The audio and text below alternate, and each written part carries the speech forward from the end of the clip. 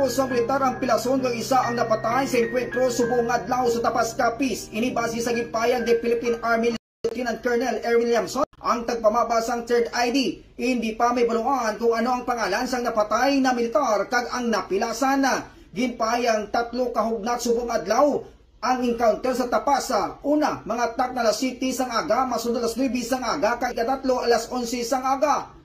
Naibaluan ang encounter nag-umpisa sa Barangay Artos, Tapas Capiz, kag mga tak na alas 9 sang aga, dito na sila nagsumalangay sa bahin sang Barangay Agpalali, Tapas Capiz. Kag diri na naigo ang isa ka army nga napilasan, kag isa man ka army nga naigo ang napatay. Sang mga 9 o'clock, kasi bago pa lang kami nagstorya ni Division Commander, sang 9 o'clock nga engagement, amo na to nga may napatay na.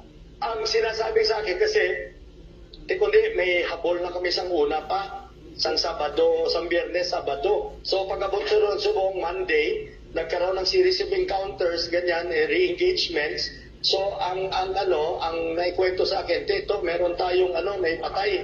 Ginadeliver na ganito kay may helicopter nga nag-abot. So containing isa ka killed in action, isa ka wounded in action. Duha ka sargento to dalawang sergeant. Ang isa patay, ang isa wounded. So gindala ini ang wounded naton kag ining patay. Peralta Station Hospital. Gin-extract na to kay na, so may naglanding di kay nang sa landing zone sa Solution Headquarters.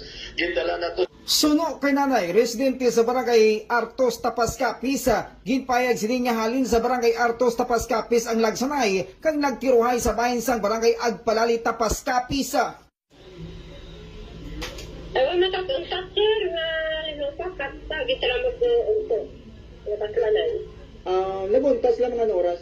Siguro mga alas 11 ba? Oo, sa ilawod ng Katunggin Ambusan man. Dito man? Oo, na ginabusan sa ilawod. Tapos niya dumas sa Uraya. Tapos kung may gadir ka, tuwing ang pagitiray ha.